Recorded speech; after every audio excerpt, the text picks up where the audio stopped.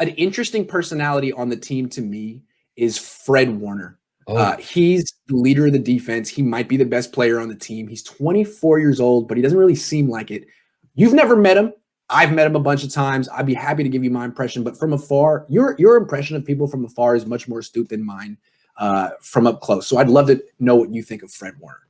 okay. When I see him coming out of a game and on the sideline when he takes his helmet off, he strikes. Firstly, he doesn't seem to talk a lot on the sideline. He seems very self-possessed. Yes. I would say self-possessed.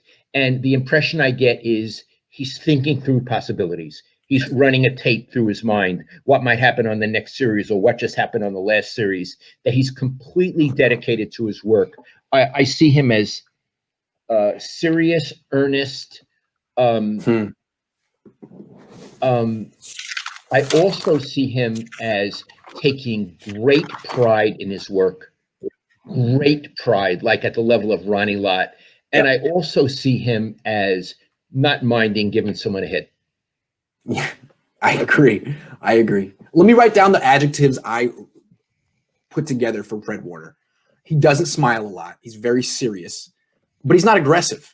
Like, he's not the kind of guy that you go up to him in his locker and you wonder, is he going to snap at me? He's not going to snap at you. He's thoughtful. He's contemplative. He's guarded. He's professional. It's like talking to a coach or a quarterback. I would put him at that level of seriousness. He knows exactly what he can say, what he can't say, and he doesn't cross that line.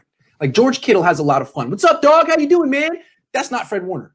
Fred Warner is like the quarterback of the defense, and he is the quarterback of the defense. He's the middle linebacker. He gets the calls. He makes the adjustments, all that stuff. He carries himself like he's Jimmy Garoppolo. I like that.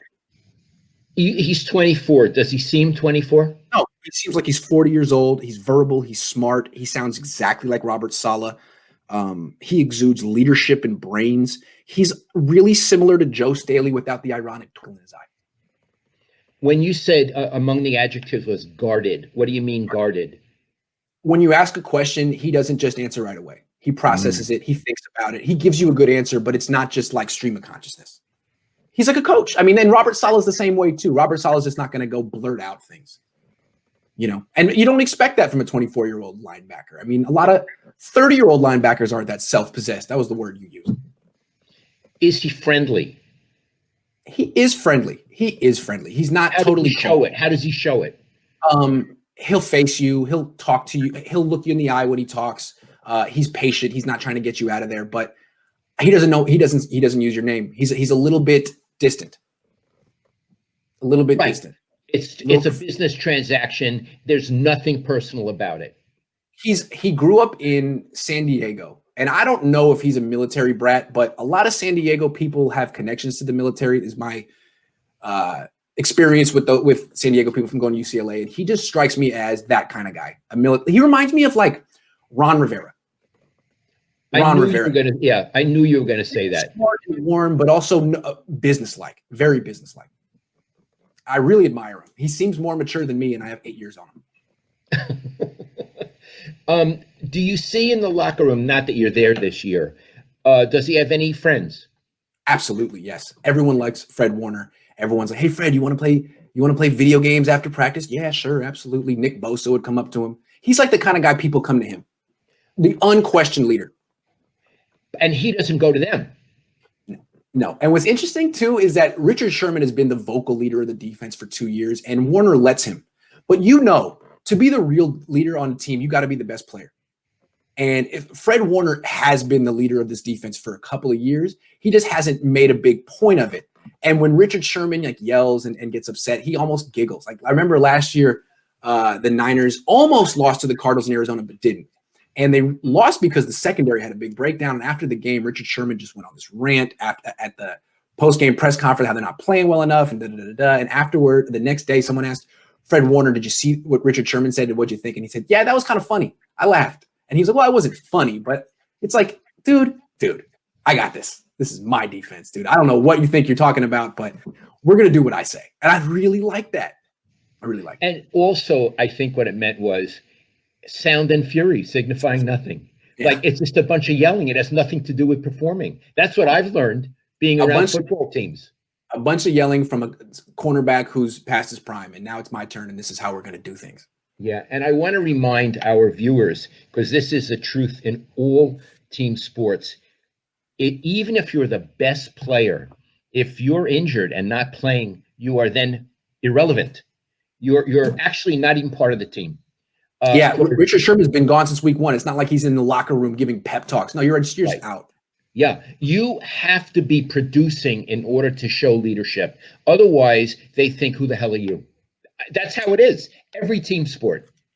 Right, because also every team sport, but especially football. I mean, they all see themselves as gladiators and warriors and people who are taking all these hits and bruises and pain. And you don't get to talk about what people need to do unless you're going through that pain too. Unless your name is Joe Staley and they call you up and they're like, Joe, we need your advice. That's the funny thing about the Niners this year is when they were having a leadership crisis, they went to Joe Staley, Dad. And he was there for him. He's like, all right, guys, George, this is what you need to do. Fred, this is what you need to do. That's a nice little wrinkle of this story this season. Iggy, I want to come back to Fred Warner. Is he the most interesting personality on the roster? No, not at all. In fact, I don't know his personality. Kittle has a more interesting There's a lot of players who are much more open with their personality than Warner.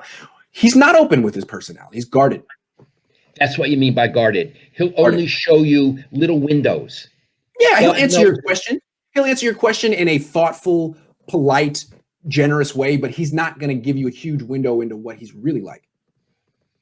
Okay, tell me someone who has a very interesting personality. Kendrick Bourne.